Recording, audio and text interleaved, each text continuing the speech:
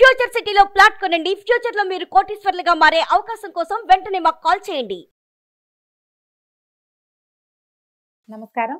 కార్తీక పురాణం 9వ రోజు పారాయణలోకి వచ్చాం. అజామిళుడి కథ చెప్పుకుంటున్నాము. విష్ణుదూతలు యమదూతలు అజామిళుడి కోసం సంవాదం అన్నమాట. విష్ణుదూతలు అడిగారు, ఓ యమదూతలారా, మీ ప్రభువు మీతో చెప్పిన మాటలేమిటి? మీ యమదండనికి తగిన వాడెవడు? పాతకములు అనగా ఏమిటి? ఈ విషయాలు సవిస్తరంగా మాకు చెప్పమని విష్ణుదూతలు యమదూతలను అడిగారట. అప్పుడు వాళ్ళు చెప్తున్నారు, యమదూతలు ఏమని చెప్పారో చూడండి. ఓ విష్ణుదూతలారా, సావధానంగా వినండి. సూర్యుడు, చంద్రుడు, అగ్ని, వాయువు, ఆకాశము, గోవులు, సంధ్యలు, పగలు, దిక్కులు, కాలము, ఇవి మనుషుని పాపపుణ్యాలను గురించినటువంటి సాక్షులు. మేము వీరి సాక్ష్యాన్ని విచారించి పాపము చేసిన వాడిని దండిస్తాం. మనం ఆవుని కొట్టిన కసిరినా కూడా ఆవు సాక్ష్యం చెప్తుంది, వీడు ఆవులని దండిస్తాడు అని. అది పచ్చి పాపం. ఆవుని ఏమైనా చేస్తే ఆవు ఖచ్చితంగా సాక్ష్యం చెప్తుందట. చూడండి, మనకి పురాణంలో చెప్పారు. అది ఏదైనా పెట్టాము, ఒక అరటిపండో, ఒక తవుడో, చిట్టో, మన చేతిలో ఉన్న వస్తువు ఏదైనా ఒకటి, ఆవులు తినగలిగేది గడ్డో అందిస్తే గనక వీడు గోసేవ చేసిన వాడు అని మన పుణ్యపు ఖాతాని అక్కడ తెరుస్తుంది. అది యముడి దగ్గర.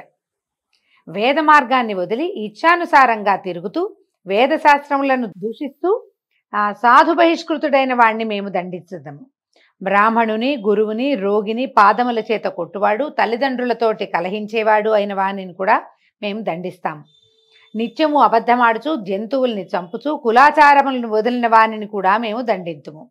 ఇచ్చిన సొమ్మును తిరిగి తీసుకున్న వాణిని, అంటే ఎవరికైనా దానం చేసి మళ్ళీ వెనక్కి తీసుకుంటే అన్నమాట, వాళ్ళకి ఇచ్చేసాం మళ్ళీ కావాలని తీసుకోకూడదు, పొరపాటున తీసుకున్నా పెద్ద పాపమేనండి. దాని మీద కూడా భాగవతంలో ఒక ప్రత్యేకమైన గాథ ఉంది, సందర్భానుసారం చెప్పుకుందాం మనం. దాంబికుని, దయాశాంతులు లేని వానిని, పాపాత్ములని కూడా మేము దండింతుము. పరుని భార్యతో క్రీడించువానిని, ద్రవ్యము గ్రహించి సాక్ష్యము చెప్పువానిని కూడా మేము దండింతుము. నేను దాతనని చెప్పేవాడిని, అంటే నేను దానాలు చేస్తానండి, నాకు బాగా చిన్నప్పటి నుంచి దానం చేసే అలవాటు, మేము ఎప్పుడూ అన్నదానం చేస్తాం, ఈ వాక్యాలు చెప్పకూడదు. దానం చేస్తే అసలు చెప్పనేకూడదు. మిత్రద్రోహిని, ఉపకారమును మరిచిన వానిని, అపకారము చేయువానిని మేము దండింతుము.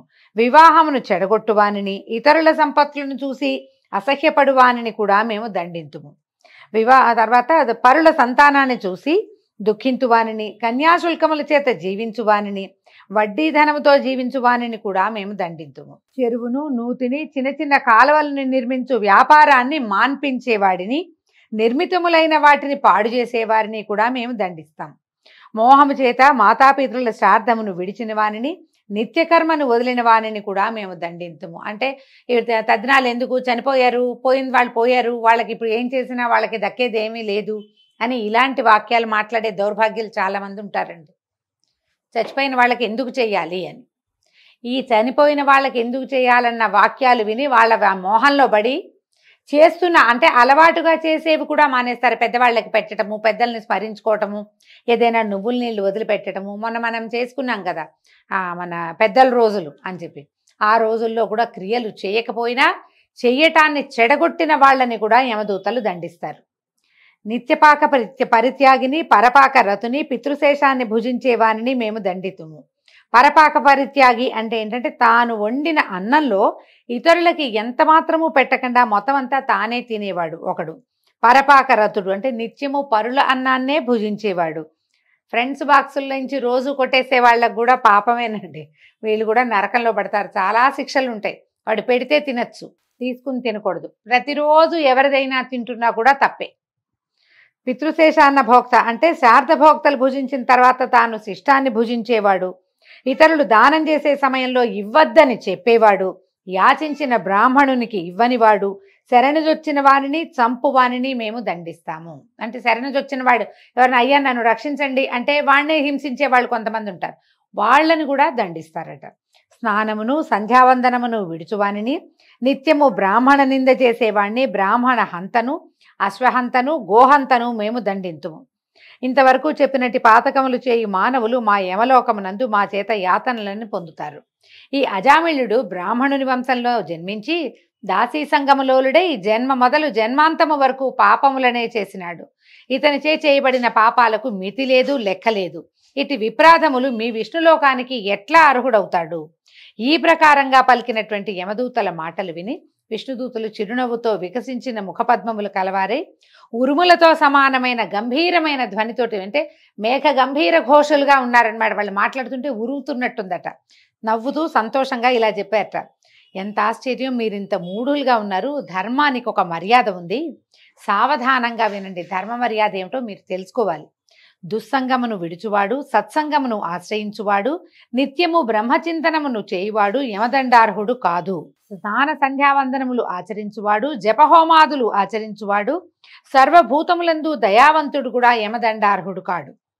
సత్యవంతుడు అసూయారహితుడై జపాగ్నిహోత్రములను చేయుచు కర్మలను బ్రహ్మయందు ఉంచినవాడు కూడా యమదండార్హుడు కాదు. అన్నదానమును ఆచరించువాడు, జలదాత, గోదానకర్త, వృషోత్సర్జనం అంటే ఈ మన కార్తీక మాసంలో ఆవుని కాదు ఆంబోతుని అచ్చు వేసి వదిలిపెడతారు. గిట్టదూడలను కూడా వదులుతారు, కోడెల్ని ఇస్తారు కొన్ని దేవస్థానాల్లో. ఆ వృషోత్సర్జనము అలాంటివి చేసిన వాళ్ళకి యమదండన ఉండదట. అయితే ఆ విద్య కోరిన వాడికి విద్యాదానము ఆచరించేవాడు, పరోపకారమందు ఆసక్తి కలవాడు కూడా యమదండార్హుడు కాదు.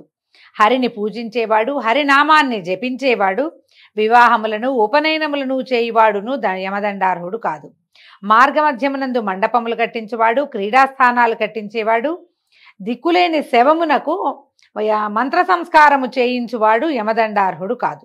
నిత్యము సాలగ్రామార్చనం ఆచరించి ఆ తీర్థమును పానము చేయువాడు, దానికి వందనం వనర్చేవాడు, అంటే సాలగ్రామానికి నమస్కారం చేసుకునేవాడికి కూడా యమదండన ఉండదట. తులసి కాష్టమాలికలను మెడయందు అంటే తులసి పూసలు వేసుకుంటారు కదా వాళ్ళకనమాట. ఆ మెడయందు ధరించి హరిని పూజించువాడు, సాలగ్రామాన్ని పూజించేవాడికి కూడా యమదండన కలగదు.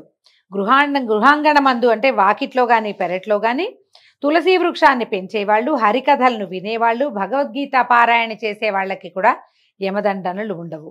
భాగవతము రాసి గృహమందు పూజించుచున్నను, గృహమందు ఉంచుకున్నను కూడా యమదండార్హుడు కాదు. పాత రోజుల్లో అనమాట భారత భాగవతాన్ని ఇప్పుడు రాయాల్సిన అవసరం ఏముంది, మనకి ప్రింట్లో దొరుకుతున్నాయి. ప్రింట్ పుస్తకమైనా ఇంట్లో పెట్టుకోవచ్చు. చదివితే ఇంకా బాగుంటుందండి, ఉంచుకున్నా మంచిదే. ఒటిగా పుస్తకాలు కొనుక్కొచ్చి ఉంచుకుంటే ఏముంది, పుస్తకగత విద్య కాదది, అది మస్తకగతంగా ఉండాలి ఏదైనా కూడా. భాగవతాన్ని కానీ భగవద్గీత కానీ చదివితే మనకి కలిగే జ్ఞానోదయము, ఈ జీవితాల నుంచి మనకి తెలిసే తరుణోపాయము ఇంకొక రకంగా రాదు. అది పుస్తకంలో ఉంటే రాదు, పుస్తకం ఉన్నా మంచిదే. అయితే అప్పుడు రాసుకునే వాళ్ళు అనమాట, అందుకని ఆ వాక్యాలు చెప్తున్నారు. తర్వాత సూర్యుడు మేషతుల మకర సంక్రాంతులందు ఉండగా ప్రాతస్నానం ఆచరించే వాళ్ళకి కూడా యమదండన ఉండదు. రుద్రాక్షమాలికను జపించి జపదాన హోమాదుల్ని ఆచరించే వాడికి యమదండన లేదు. ఎప్పుడు అచ్యుత, గోవింద, అనంత, కృష్ణ, నారాయణ, జనార్దన, వాసుదేవ, శ్రీరామ అని హరినామ సంకీర్తనము ఆచరించేవాడికి కూడా యమదండన ఉండదు. కాశీయందు మణికర్ణికా ఘట్టమున హరిస్మరణ చేయుచు మృతిని చెందిన ఎడల వాడు సర్వపాపాలు చేసిన వాడైనను యమదండార్హుడు కాదు. దొంగ, కళ్ళు త్రాగువాడు, మిత్రహంతకుడు, బ్రాహ్మణహంత, గురుభార్య రతికుడు, స్త్రీహంత, రాజహంత, గురుహంత, గోహంత మొదలైన పాపాత్ములు కూడా మరణకాలమందు హరిని స్మరించిన ఎడల పాప విముక్తులు అగుదురు. మహిమను తెలుసుకొని గాని తెలియక గాని హరినామ సంకీర్తన గావించిన వారు పరమ పాపాత్ములైనను ముక్తులగుదురు. హరినామము సంకేతము చేత గాని పరిహాసము చేత గాని తెలిసి గాని తెలియక గాని స్వల్పముగా గాని అధికముగా గాని ఉచ్చరించున్నవాడు కూడా పాప విముక్తుడవుతాడు. పడినప్పుడు, తొట్టుపాటు పొందినప్పుడు, కొట్టబడినప్పుడు, జ్వరాదుల చేత పీడింపబడినప్పుడు, సప్త వ్యసనముల చేత పీడింపబడినప్పుడు, వశము కానప్పుడు కూడా హరి అని పిలిచినవాడు యమదండార్హుడు కాదు. అనేక జన్మలలో సంపాదించబడి ప్రాయశ్చిత్తములు లేక కొండల వలె పెరిగి ఉన్నటువంటి పాపములన్నీ కూడా భూమి యందు గాని స్వర్గమందు గాని హరినామ సంకీర్తనము చేత నశించును.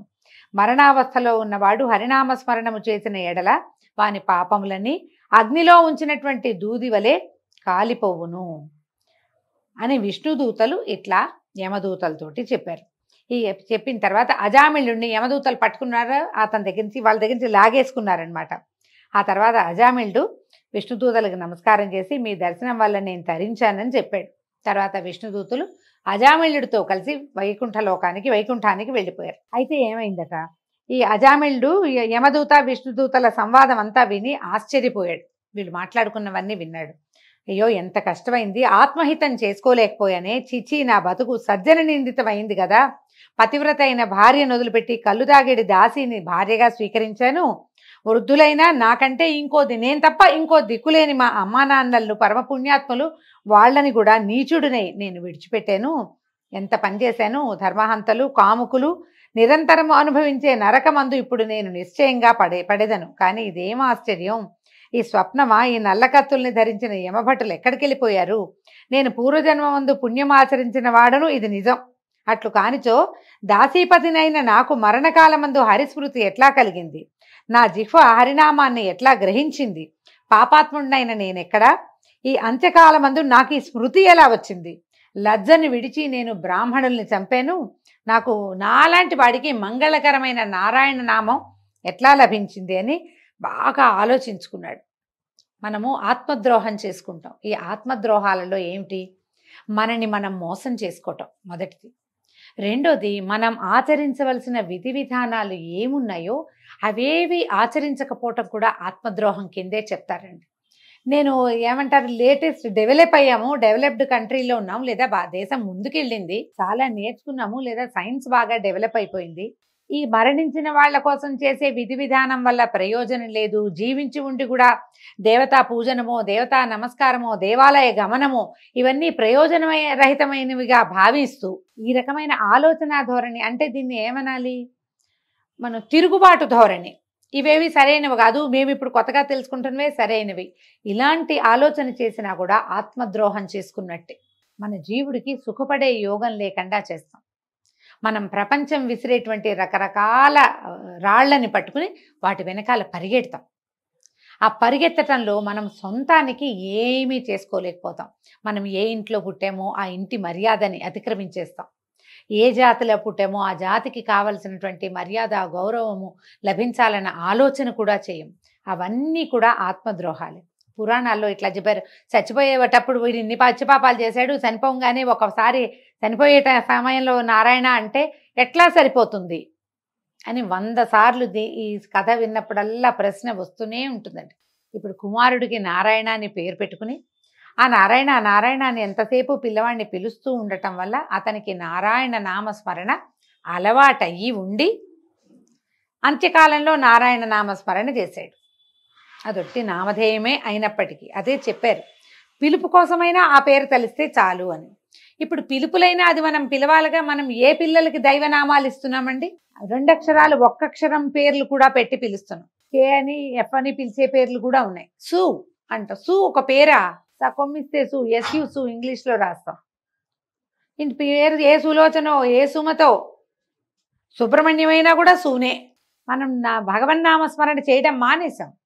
తర్వాత మనం కూర్చున్నప్పుడో నుంచున్నప్పుడో పూజ చేసేటప్పుడో మనకి నామస్మరణ అలవాటు ఉంటే చచ్చేటప్పుడు వస్తుంది అది ఆ పేరు. మనకి ఏ అలవాటు లేదు, మనం దైవనామస్మరణ చేయం అసలు. చనిపోయేటప్పుడు ఎట్లా వస్తుంది, దానికోసం ముందు నుంచి నామస్మరణ అలవాటు ఉండాలి. ఈ భగవన్నామస్మరణ చేసే అలవాటు ఉంటే ఎప్పుడో ఒకప్పుడు సజావైన దారిలోకి వస్తాం. నామంలో ఏముంది అంటే నామంలో ఎనర్జీ ఉంటుంది. ఆ ఎనర్జీ మనని గోతులో పడిపోకుండా, బురదలో పడిపోకుండా, పాప పంకిలంలో కూరుకుపోకుండా మనని పక్కకి తీసుకొస్తుంది. పిల్లవాడికి ఏదో పేరు పెట్టడం, ఏ రామ అనో కృష్ణ అనో మనం ఎందుకు పిలవట్లేదు. ఇప్పుడు కలియుగంలో చివరి పాదంలోకి వచ్చేసాం. ఈ కాలంలో ఈ పరిస్థితులు ఉంటాయి కాబట్టి పురాణాల్లో ఇట్లా చెప్పారు. దైవనామాలు పెట్టినప్పుడు కనీసం పేర్లో పెడితే పిలిచేటప్పుడైనా అది మనకి అలవాటు ఉంటే, దుఃఖంలో కష్టంలో ఇబ్బందిలో ఉన్నప్పుడు ఆ పిల్లల్ని పిలిచినా ఆ భగవంతుడు మనని కరుణిస్తాడు. అదే చెప్పదలుచుకున్నారు. అయితే ఈ విధంగా అజామిళుడు ఇదంతా విచారించుకుని ఆలోచించుకుంటాడనమాట. నిశ్చలమైన భక్తిని పొంది జితేంద్రియుడై కొంతకాలం ఉండి తర్వాత సాయుధ్యముక్తిని పొందాడు. కాబట్టి నారాయణ నామ సంకీర్తన కావించేవారు సమస్త పాతక ముక్తులై వైకుంఠలోకమును పొందుదురు, ఇందులో సందేహం లేదు. ఈ విధంగా కార్తీక పురాణంలోని 9వ అధ్యాయం పూర్తి చేసుకున్నామండి. రేపు ఉదయం మళ్ళీ 10వ అధ్యాయంలో కలుసుకుందాము. నమస్కారం.